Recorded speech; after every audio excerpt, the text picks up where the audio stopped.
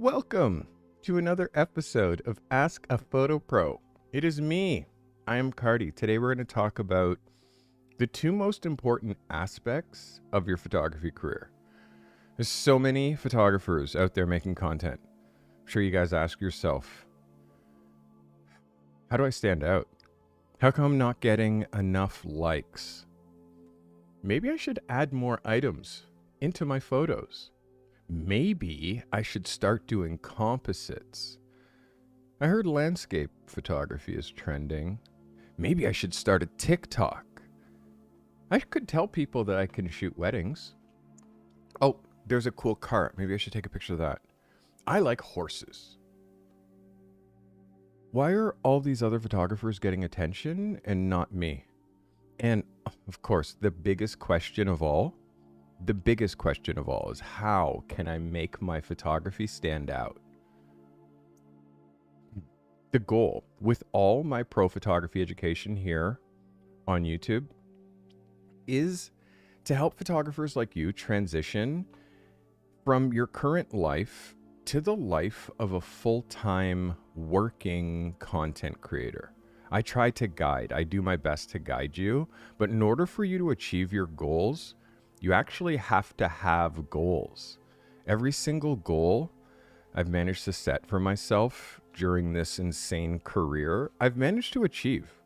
And this isn't a brag. I'm not really trying to brag. I'm just trying to get your head wrapped around the power of goals. Because I'm no more special than you. I'm just determined. I'm dedicated, and I have pretty good discipline. My goal with today's episode and with all of my photography education is to help you understand the frameworks that it takes to be a pro photographer.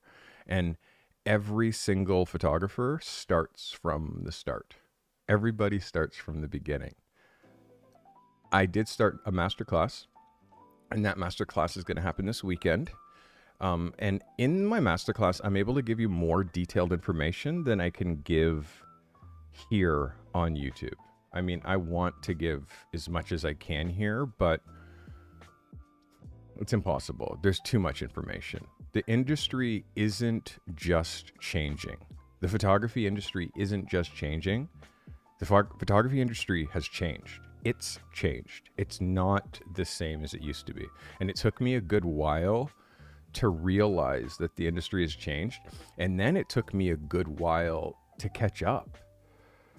So the content that I've been making over the last little while has been reflecting this shift in me as a creator, as a photographer, but also it's been reflecting the shift in the industry.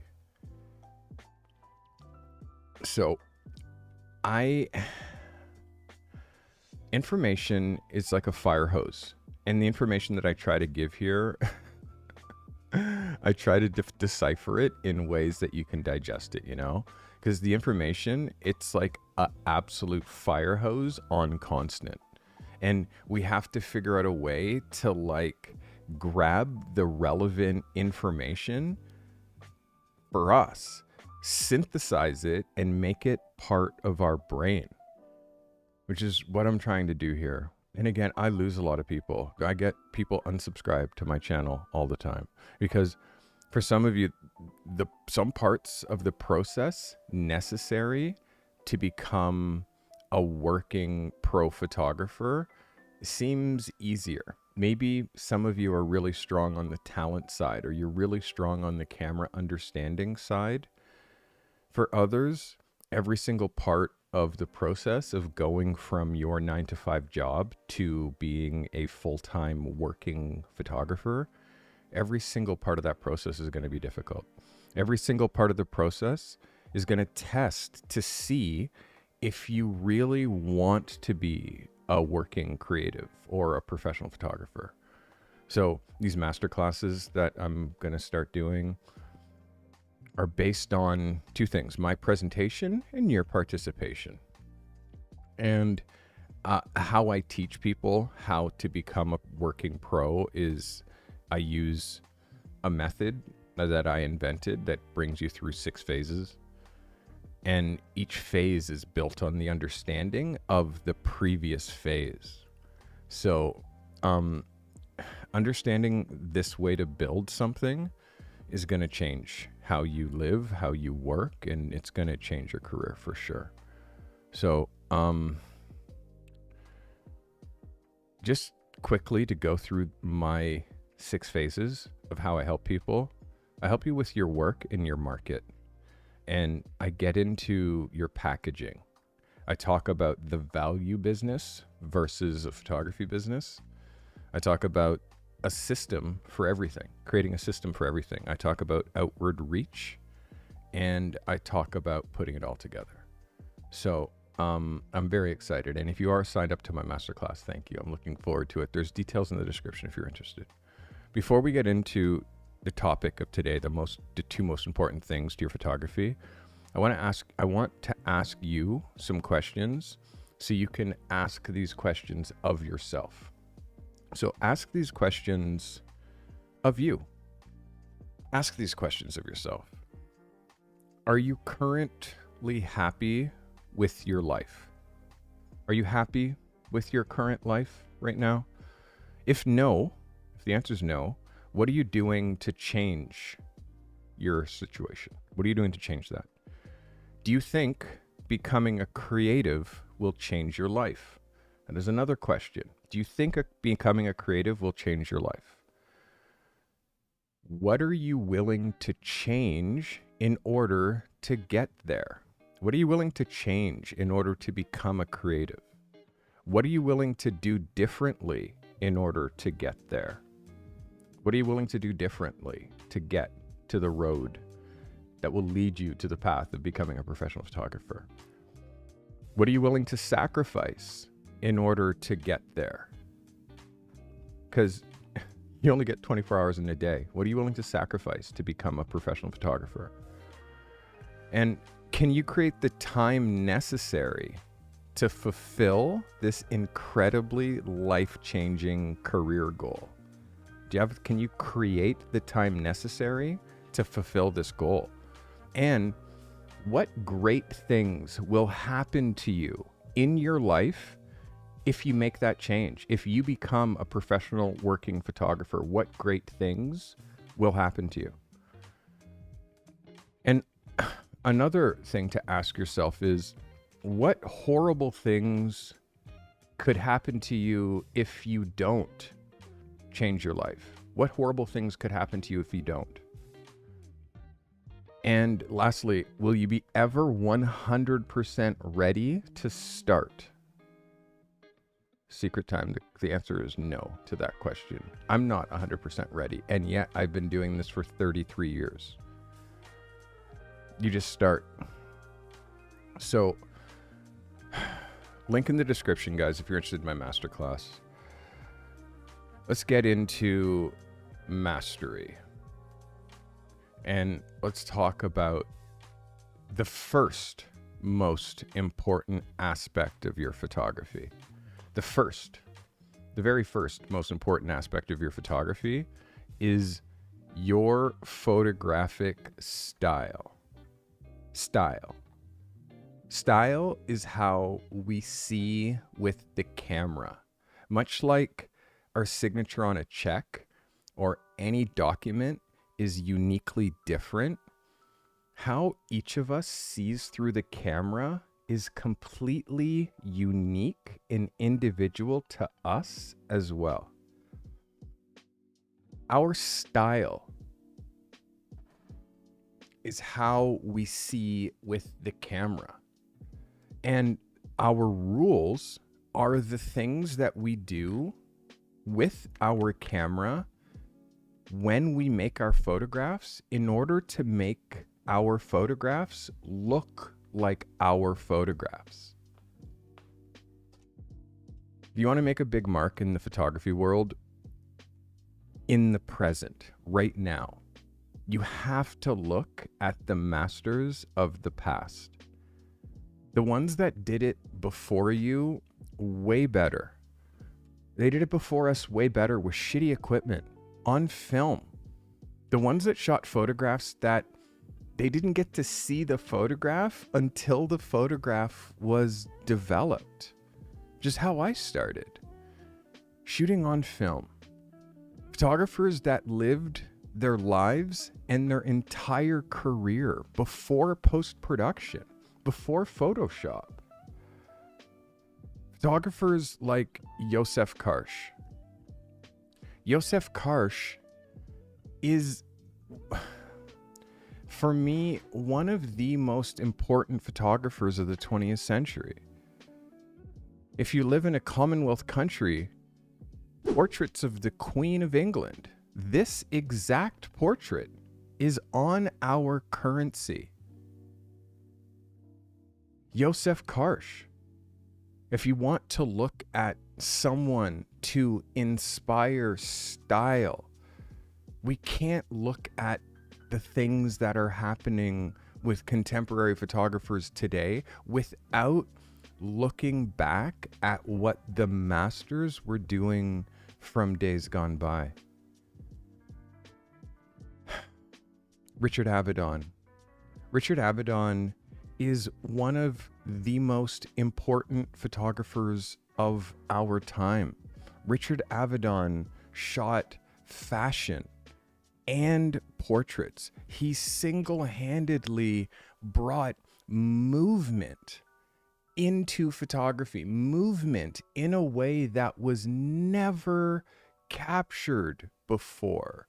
He also traveled around the American Midwest with a light tent, with a white background, and photographed regular people and made regular people stars. Style. Style is so absolutely important. And looking back at what photographers did without Photoshop is actually mind-bending. And the third photographer that I always look at, I have to, is Helmut Newton. Helmut Newton is my favorite photographer of all time. Helmut Newton single-handedly brought sex into fashion. Before Helmut Newton, photographs of women were so conservative and traditional. And Helmut Newton broke that mold and brought female power and female sexuality together and created this Helmut Newton woman. There was a time in the 70s that you would ask an actress, would you rather be photographed by Helmut Newton or meet Steven Spielberg? And every Hollywood actress would say, oh my God, photographed by Helmut Newton. It was the most important thing that you could do in your life, was to be photographed by Helmut Newton. So there's so many masters from the years gone by. And all of them became famous for their incredibly distinct signature style. Our style is what brings the boys to the yard.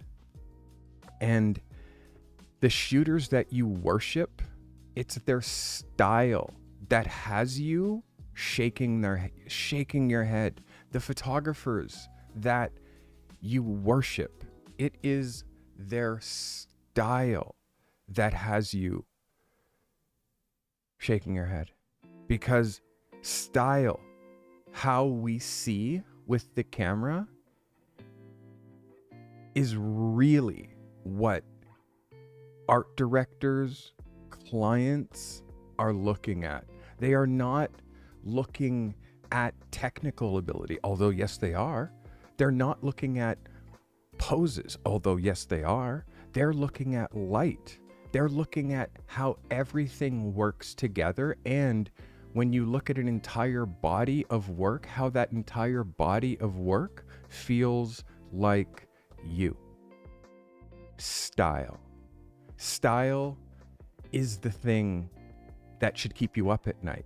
Your photographic style is what should keep you up at night. Not Am I going to make it? Could I make it as a photographer? Because of course you can make it. But how you make pictures is the most important thing.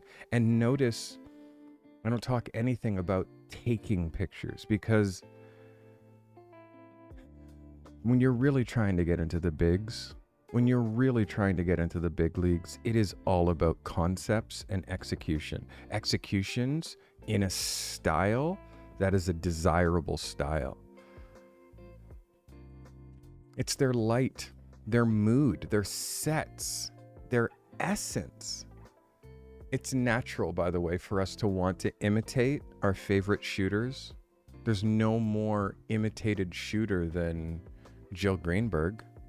Everybody wants to shoot and do light like how Jill Greenberg has figured out. But just when you think you understand Jill Greenberg, she starts making paintings and doing digital art and trying to push art and creativity into new areas. Her style, each type of work she shoots, she has a distinct style for shooting it. So she shoots everything for Animal Planet, the Mika Rats and the Coca-Cola bear. This is all Jill Greenberg. She is an absolute master, but she's a master of style, and her technical ability is incredible. And also she understands themes, and how when you attach a theme and subject matter and a style, it's a weapon. Should we look at the most powerful and the most imitated or tried to be imitated work ever? Jill Greenberg, End Times. Do you understand how many photographers try to imitate this light? Do you understand how many photographers try to imitate this light? I could raffle this light off. I could literally draw you a diagram, but I won't. And the reason is because Jill Greenberg worked her whole life to develop this light. And just because through my experience, I know how she does this, I don't want to tell anybody, because it's so special. It's so special. This light and this style, it's so special. And it's Jill's. And you have to find your own. So, style. It's the most powerful thing that we have. It's a natural progression to start with imitation before you move into developing a style that you can call your own.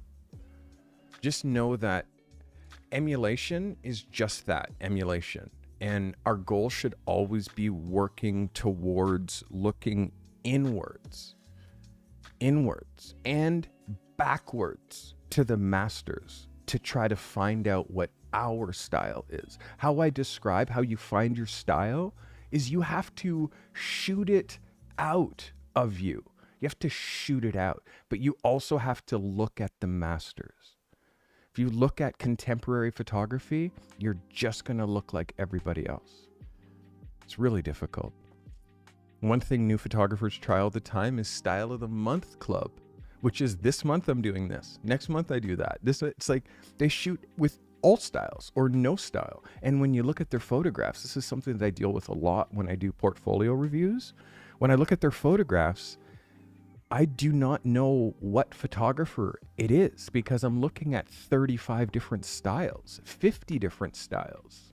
Every photo shoot is a different style, different post-processing, different light, different idea, different distance, different perspective. It's not great in the long run for your photography style, and it's a waste of your talent when you're trying to play in the Style of the Month Club. With that approach, you're creating work that is imitation based. But what about your own style? Your own style is non-existent. Your photography is now a mishmash of techniques that you've seen other photographers do, and you change it up every time you look through the camera. Yeah, but it's your work for sure, but it's forgettable.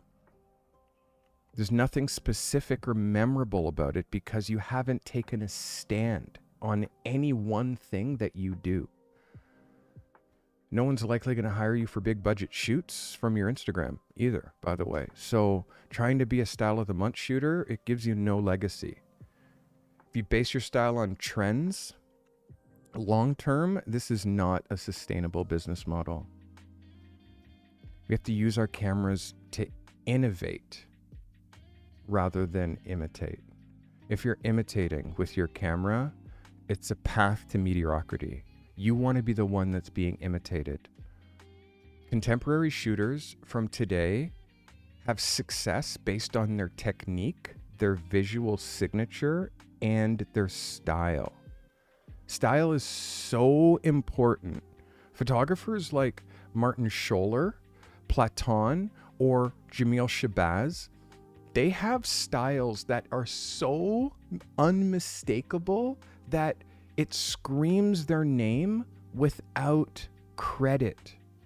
Martin Scholler has made probably the most recognizable portrait style ever. Tell me you have not seen this portrait everywhere. Another often imitated style, the Martin Scholler close-up. Martin Scholler, an incredible portrait photographer that literally makes one photo over and over and over with the same catch lights and the same distance. And the only thing that varies is how he gradiates the background. Martin Scholler's style is so distinct that everybody has to have a Martin Scholler portrait. It's unmistakable. But guess what? I'm going to show you how important style is. And also what happens when you vary it. What happens when you deviate from a recognizable style. When you deviate and you're not shooting close up, and this is so you, and then this is your other work. Oops, let's look at portraits. And this is your other work. It's suddenly, this doesn't even look like this photographer at all, despite it being the same photographer and despite it being amazing photography. It's just, he established a style that blew up his career so he could now introduce an alternate style to the close-up. But it all started with one photo. Our style is so important. And also, once you found that one style, he applied this style to death row inmates, Holocaust survivors, identical twins, female bodybuilders. Like, this became everything. This is unequivocally Martin Scholler. So this opened the doors for him to be able to do incredible things. Let's talk about Platon. Platon is a photographer who, one of the most powerful photographers and respected and known photographers. He shoots presidents. But Platon shoots in a very, very specific way. In fact, he shoots 5 photos. 5. All of his photos fall within 5 categories, or he does a wild card. Should we start with the close-up portrait, color, with a blue background, with a blue cast that he does here and here and here and here? Should we talk about the color wide angle portrait? Exaggerated hands, small heads, always with a blue cast that he does here, here, here, here. Should we talk about the wide angle black and white portrait?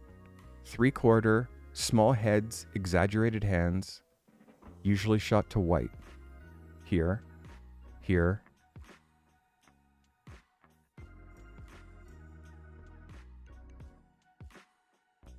Should we talk about the black and white close-up portrait? She does here and here. Here, here.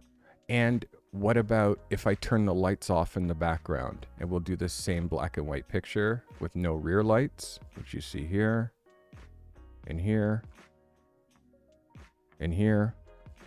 And why not do the same version in color, which you see here and here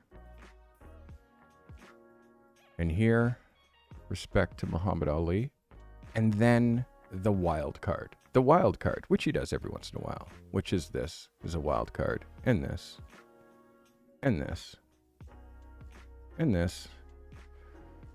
Now, if you look at Platon's covers, he shoots every magazine you've ever seen on any newsstand everywhere using those 5 ideas.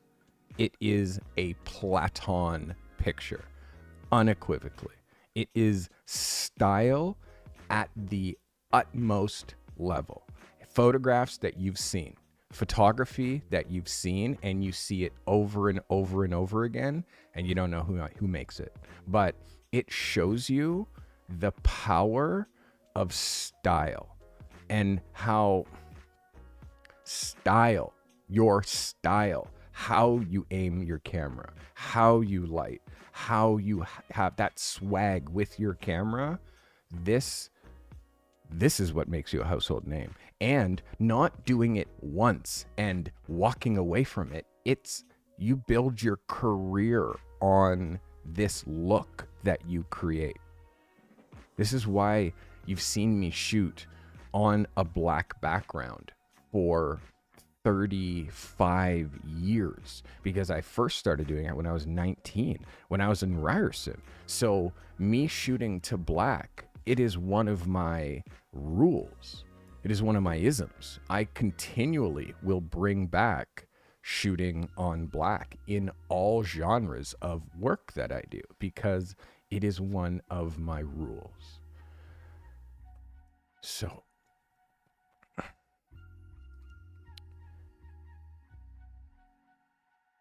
I am going to say this.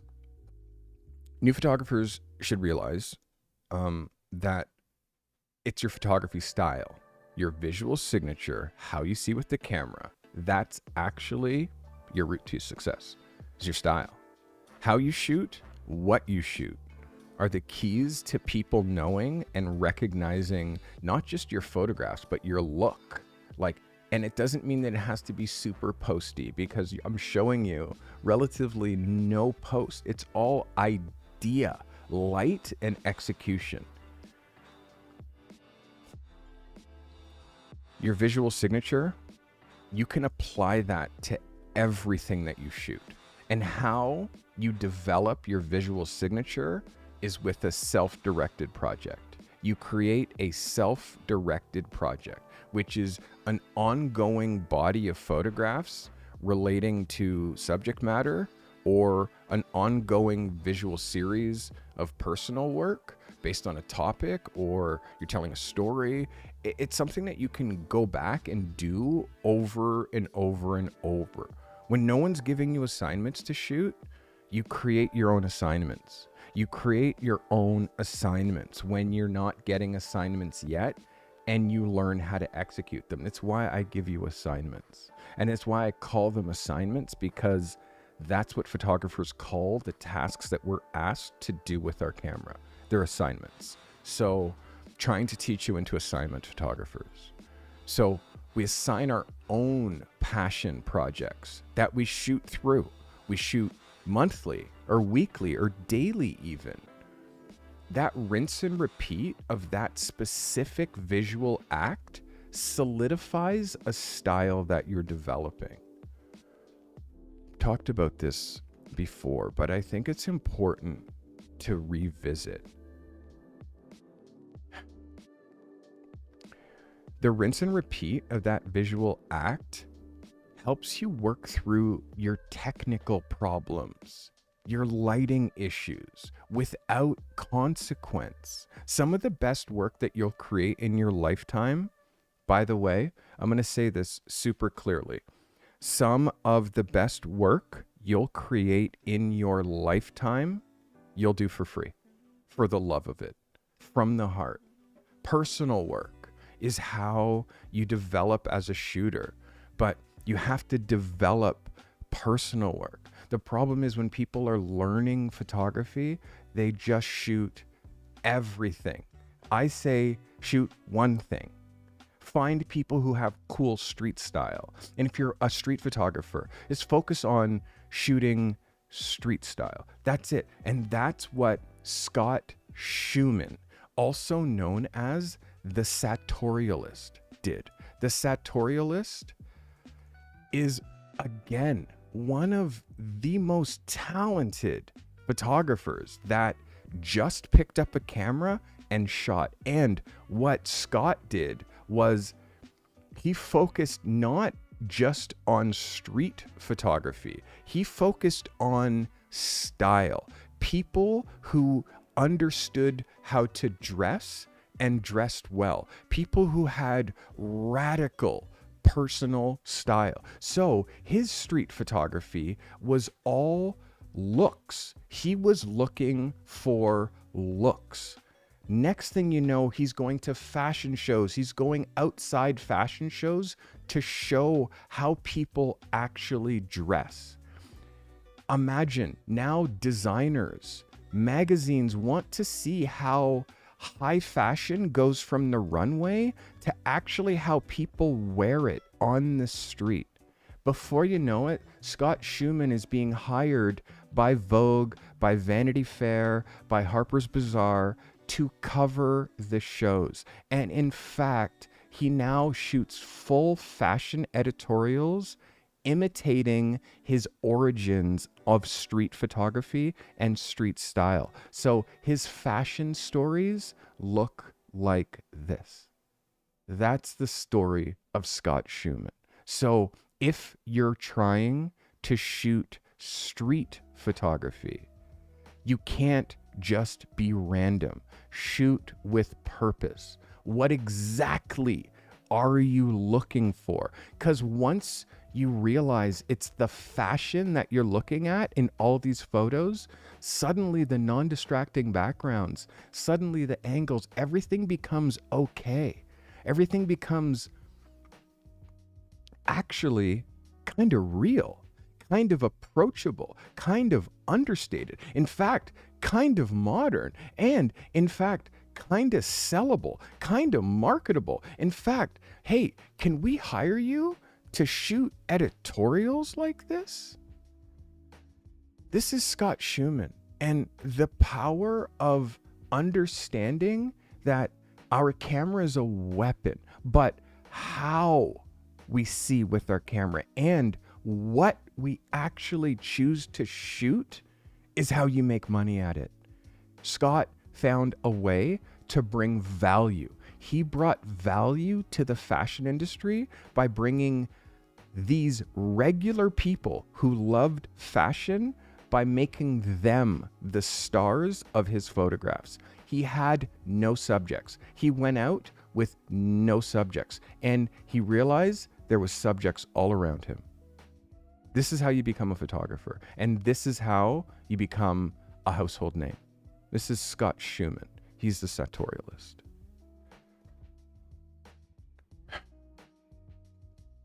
from this kind of work that we do, these personal projects, this is how our visual signature and our portfolio was born. From going out on a limb with an idea, being hyper decisive with our pictures, where most defined aspects of photography come from being hyper specific. That's where our visual signature is born. It's that work. That's the work that we suddenly become the most passionate about sharing, because it's really us. It's truly us. It's the work that has the potential to completely redefine your style. Self-directed projects. Your style is why you get hired. Your style is what leaves clients speechless. Like, everybody has a camera, but how do you shoot in that way with your camera? That's what gets you hired. Too many photographers are trying to shoot what everyone else is shooting. You gotta shoot in a style that leaves your clients speechless. That style of amazing photography that can't be articulated. You need to add that nuance, that special sauce to your photographs. That's the stuff that clients notice. And it comes from taking a stand with your photography, having a perspective, have a way that you shoot. I shoot this way. This is what I do. When you're like that, it's never a question like, oh my God, what should I shoot next? It's like, no, I do street photography. I look for high fashion and I shoot it this way and I showcase it in my portfolio. That's what I do. Meaning Scott Schumann. You can't be the one asking, what should I shoot next? You got to be the one telling people, I'm shooting this next. So we need elements in our photographs that describe what we do, like a group of things that we rinse and repeat. I call these rules.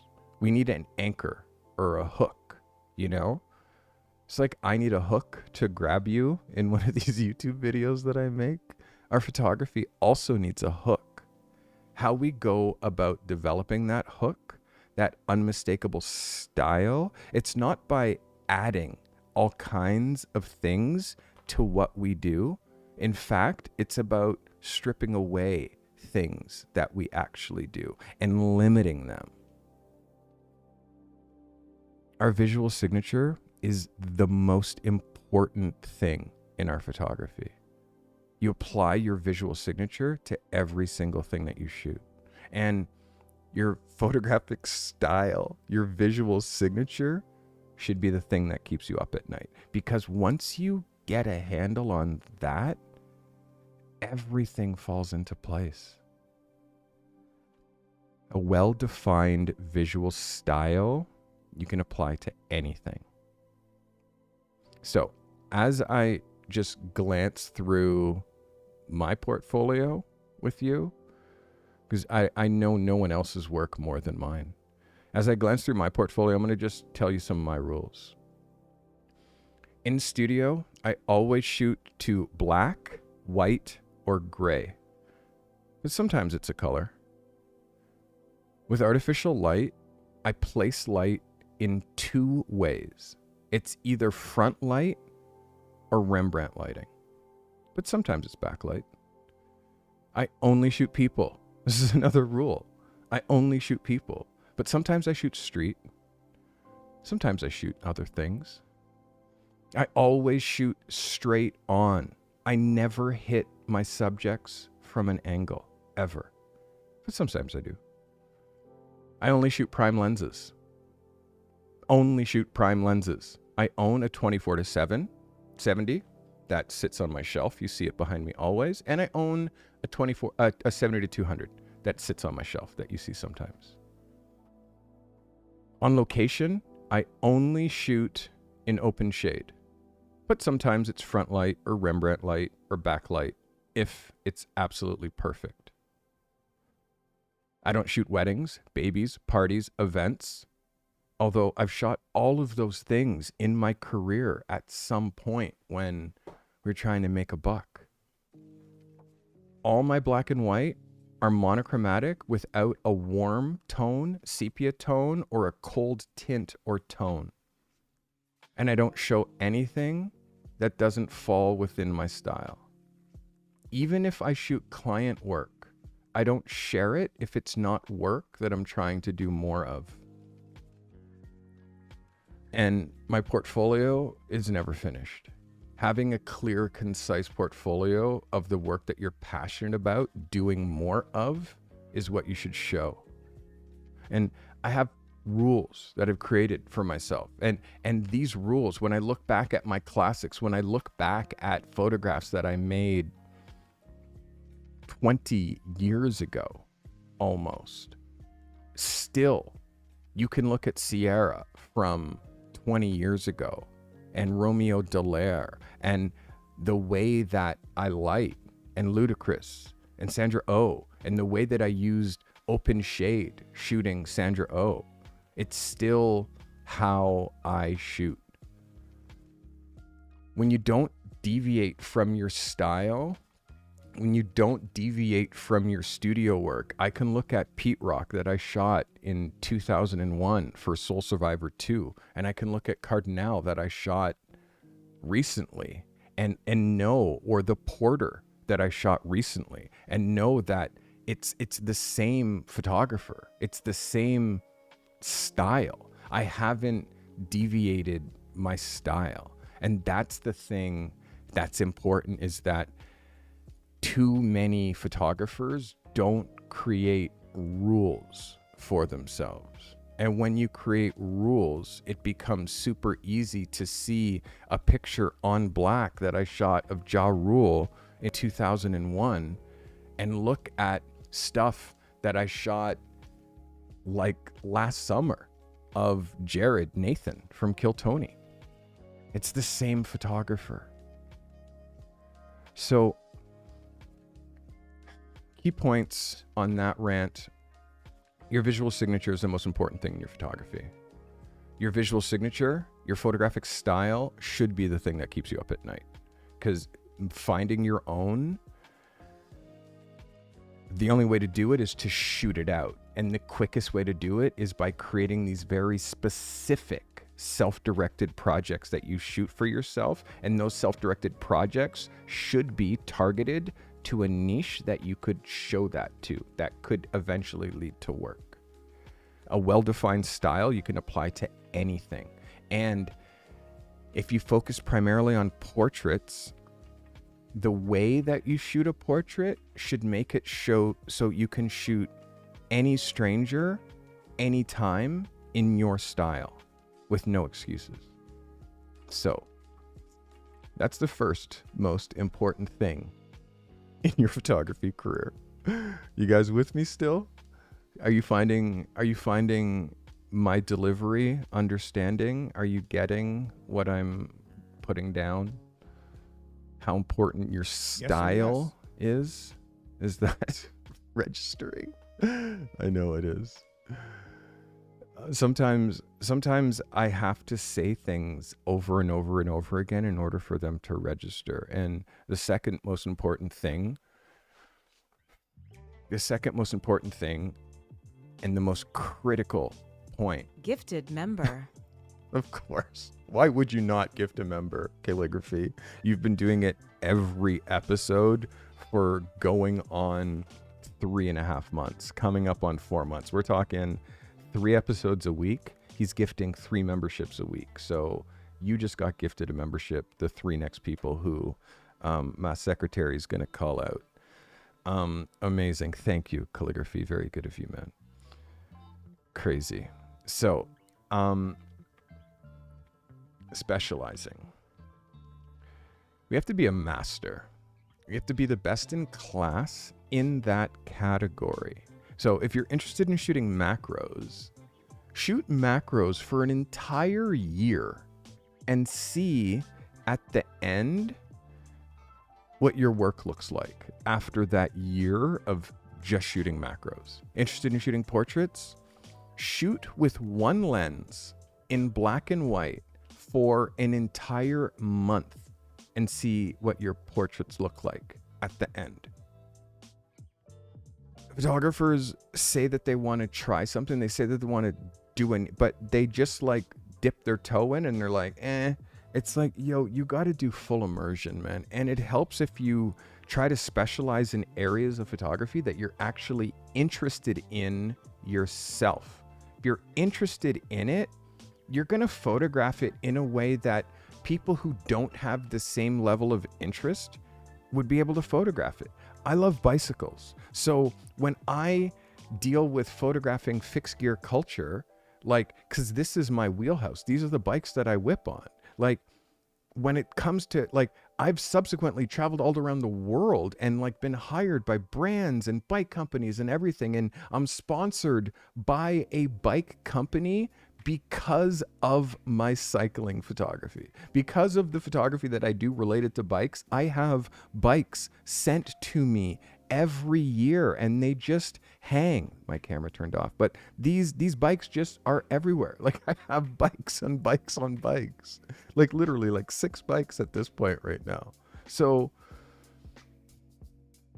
our passion is a lot easier to apply to photography and then make that one of our niches, one of our specialties. Because when you're passionate about it, you can shoot it in a way that people who aren't can't. Like, this is why it's so important to like specialize. So again, and stacking niches, you guys watch my episodes. People who have the power to hire us, like art directors or designers, photo editors, they're looking for specialists. They want the best in class to execute the ideas that they have for their ideas, like to execute their ideas for their clients, for these ads, for packaging. Like, they want the best in class. If you want to have your exclusive, limited edition, one-of-a-kind car photographed, you're not hiring the guy or girl that shoots weddings, parties, portraits, fashion horses, and cars, or just the guy who has a camera. You spend $500,000 on a car. You want to hire a car specialist. The best car photographer that you can afford is what you're trying to hire. That's what everyone does. And how they search for it is they say car photography, Nevada, or car photography, California, or car photographer, Vancouver. And that's how they find that photographer. So when you have that kind of money, when you have budget, you're not looking for a generalist. I mean, you might get money. You might work for Mary and Barb and Dorothy, who are all looking for pictures of their ugly grandson. But like, to get like jobs, jobs from clients. And I'm just kidding about shooting family portraits. It's super necessary, and it definitely depends on your market. It depends on your market. But when you're in a larger, medium to large market, it's necessary for you to specialize and get good at shooting people, places, or things. If you're in a smaller market, if you are a small town photographer, it's going to be very difficult for you to sustain yourself with environment of other people who don't have the financial capacity to pay you the rates that are going for photography. So if you're in that situation, it's like, that's when you move. You just move to a bigger market. You ask yourself, like, is the life that I have here working for me? If not, you have the ability to change your situation. And I know everybody's situation is unique, and I'm not trying to shit on anybody's situations. We all have unique situations. I do understand that. But it's hard because having the dream of being an actor and then not being in Hollywood, it's like, that's why everybody goes to Hollywood, because that's where it happens. You don't necessarily have to go to Hollywood anymore to be an actor, but you do have to go to a bigger market, a place where movies get made. So you have the opportunity to be in front of our actors and directors and get the opportunity to act and show what you can do. With photography, it's no different. If you're in a small market, It's going to benefit you to try to get the reps of doing assignments in a larger market. And the more experience you get, you can go to larger and larger markets. I work in the biggest market in my country. I live in Canada. This is the biggest market in Canada. But I also work in New York. I also work in London. I also work in LA when jobs come. And also clients from those markets hire me because their artist or their subject is here. And they Google editorial portraits for Toronto and they find me and I get hired to shoot for international magazines that way. So it's because I'm a specialist. I'm a people specialist, so I photograph people, and I have a specific style in a way that I do it. And I have a way that I make subjects super comfortable. I really try to do that. So I try to think that I'm likable, quick, and on point with my deliverables. And know that over my 30-year career, when I first started photography, my style, although like the foundation of it, like the processing and the techniques and the tricks that I was using early on in my career, I no longer am using. And I've expanded my style, developed my style, scrapped my style, reinvented my style. I've done all of these things, as well as switched from film to digital. But I did stay true to my core visual sensibilities, like my approach to subjects, my distance, my lighting, and things like that. I realized early that trendy was like here today, gone tomorrow. I realized that timeless and classic was way better than trendy. I started as a fashion photographer, but being a fashion photographer at the time was trendy. Hard drive recordings. Welcome. Thanks for becoming a member. Hard drive, welcome. So I realized early that shooting portraits, because when I people, you guys know the story, I don't need to say it again, but I brought my fashion portfolio to a magazine and they're like, cool, shoot a portrait. And then I shot that one and I brought that back and then they gave me another one.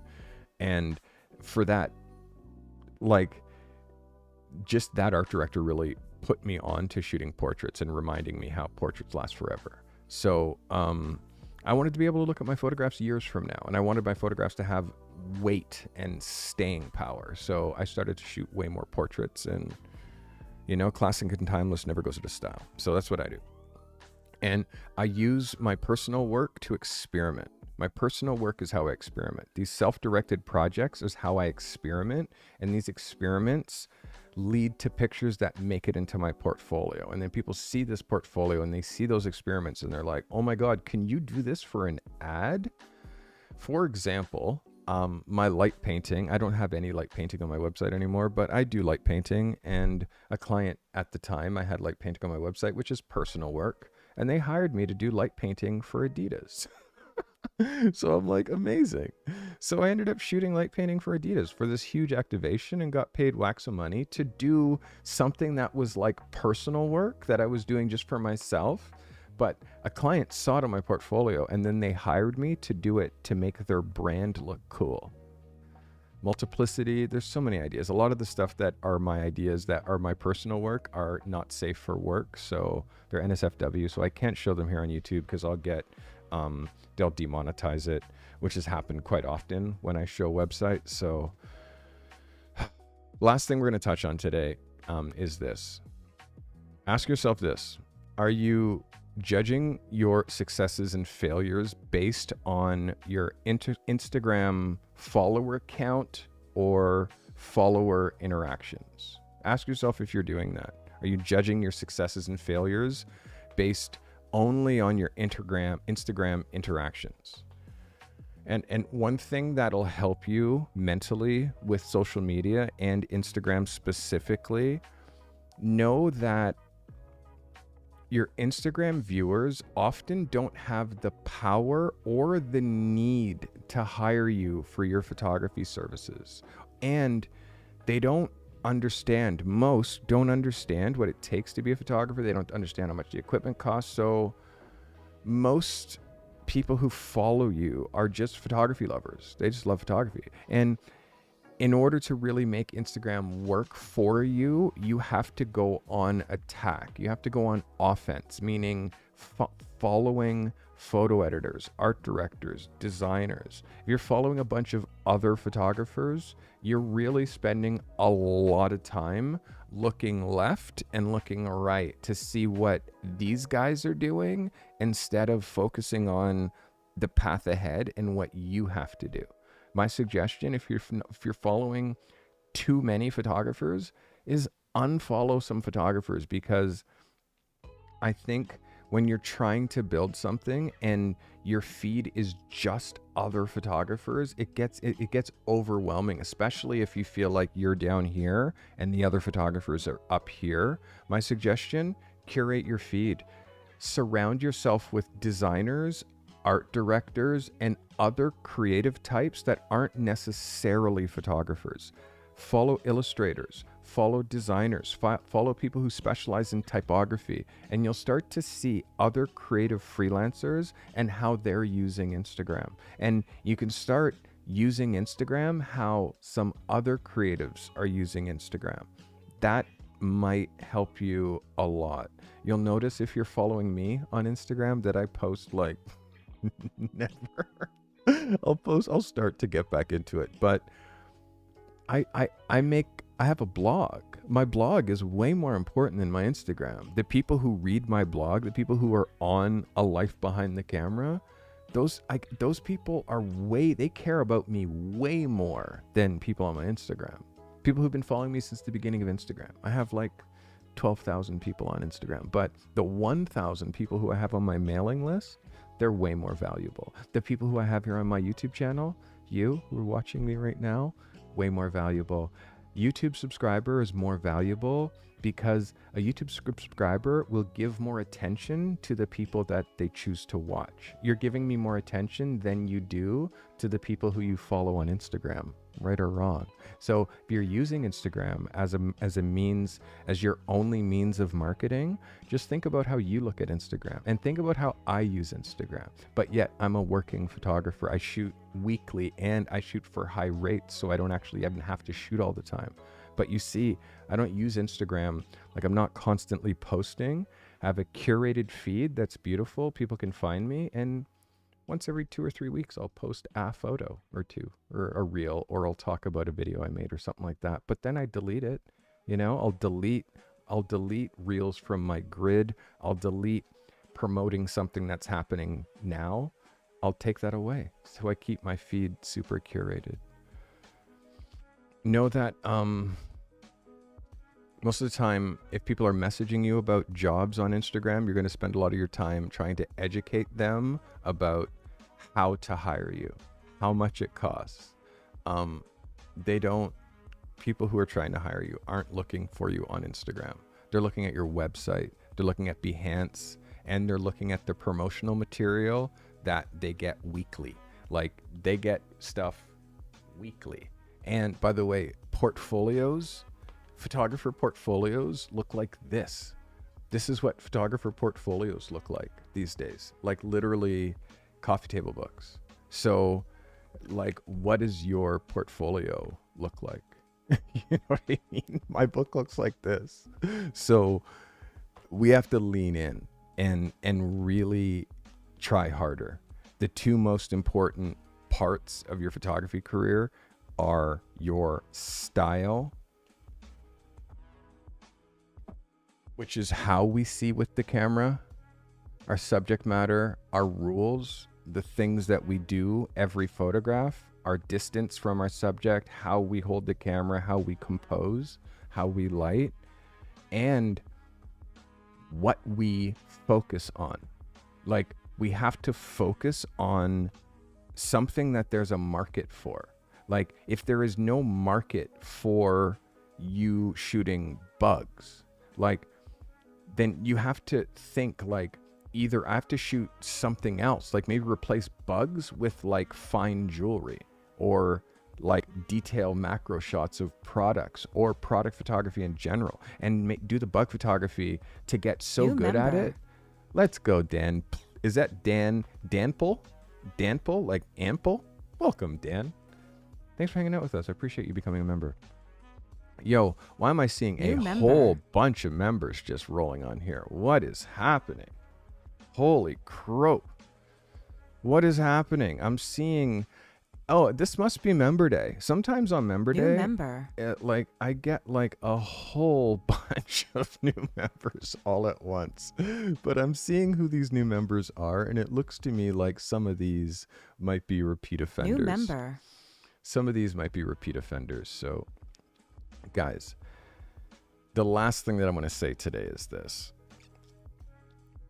How you find your photographic style is by creating a self-directed project, by shooting it out, and also by limiting the things that you do, limiting the variables and the variations that you do between sessions. You'll notice my 50 millimeter is always on my camera. And the reason that my 50 millimeter is always on my camera is because it's the thing that I shoot first. I always shoot with the nifty first. If you ask Jason, Jason's my assistant, he'll tell you. He has, at all times, he has 2 lenses in his hand. And there's a 50 on the body. There's a 50 on the body, and in this hand he has an 85, and in this hand he has a 100. Literally. And I literally, I have the 50 on the camera, and I'm shoot, and I go like this, and Jason goes, he tries to guess. He's like, ocho, meaning ocho cinco, meaning 85, and I'm like, yes. And then he gives it to me, caps off, and then I start like, because I do the same thing every time. Because not because I'm boring, or not because I don't know how to do anything else. My God. Of course I can. But it's, I'm unflinching in my rules, the way that I shoot, my methodology, my process. I'm unflinching and unchanging in my process. If you want to watch my process, I made a video called Legendary Hacks That Pro Photographers Use in Studio. It's in my Making Photographs playlist. It's a half an hour. It's a long video, maybe too long for most people's attention. But what you actually see is me working, me directing, and where my light is, my distance from the model, and how I change lenses. And just, you see the discipline of all my rules when I'm in the studio shooting. Like anytime that you watch me shooting a model, there's also, it's called Natural Light Masterclass, where I shoot on location, and you'll see open shade, and you'll see the direction, and you'll see my distances, and you'll see my lens selection.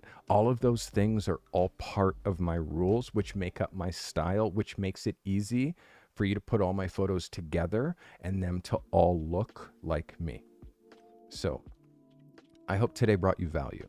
I hope you are inspired to not think sky's the limit when it comes to your photography. No, actually, I want you to think more like you can get famous from one photo. Thank you so much, Vicky. I appreciate that. You can literally get famous from one photo. And I'm not trying to laugh, but I actually am laughing, because if you think about it, Patrick Holick got famous for one photo. That's my doorbell, because Amazon can't read that I put a note on the door that said, leave it downstairs. Hang on 1 second. I'll be right back.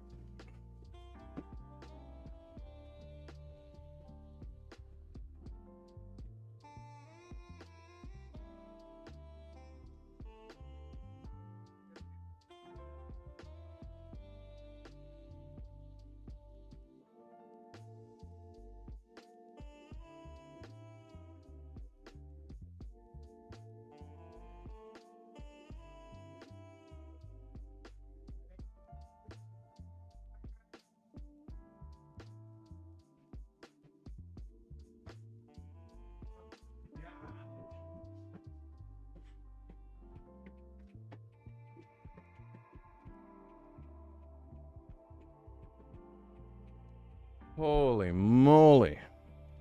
What does this note say? What does that say? Apparently they can't get that together. So guys, thank you for an amazing, I hope this was an amazing episode. I mean, I think it was pretty helpful. I hope you guys feel it was helpful as much as helpful as I do. Not sure if you could hear the doorbell in the mic. Could you hear the doorbell in the mic? Yes or no? I'm being time warped, guys. Thank you. Yes or yes? Thank you for your support. The support that this channel has been getting over the last little while has been amazing. The masterclass starts this weekend. It's going to be on Sunday, likely after my podcast. So it's probably going to be about 4 o'clock p.m. Eastern time. I'm out of breath. I ran. Woo! Probably around 4 o'clock Eastern time till about 6. It's going to be, it'll go longer. I'm trying to keep it under 2 hours, but I do have a lot of stuff that I'm trying to go over on this first day.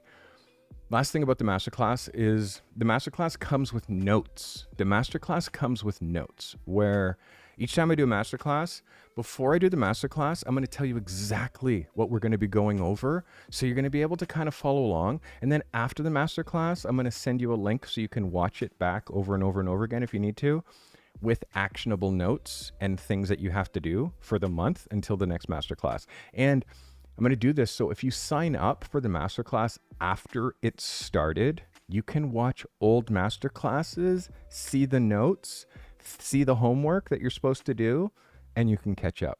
So I'm doing it like that. Right now we have 10 people, which is the official amount that I wanted to have in order to start.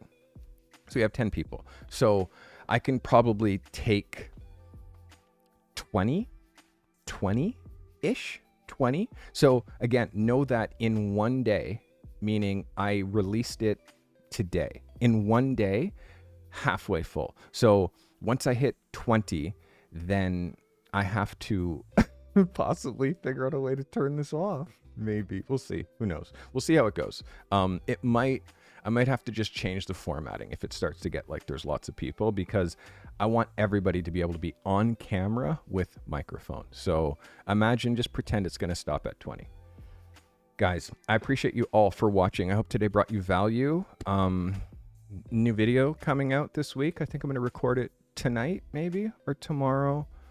Drop a new video on Friday. Of course, Thursday, I'll be looking at your magazine covers. This week's assignment is in the assignment folder on the Discord. Make sure that you are on the Discord. If you've made it this far in this video and this has brought you value, including me leaving, running down the stairs, running back, and coming back out of breath, if you got something from today's episode, please leave me a comment. I would like to know what the most important thing that I said today was for you. What hit home? What registered? Was there something that I said today that made something snap, click into place? Leave that in the comments. That's what I'd like to hear with your favorite emote. It doesn't have to be one of my emotes. Just drop an emote and what you learned today. Guys, I love you. Thank you so much for watching. We'll see you soon.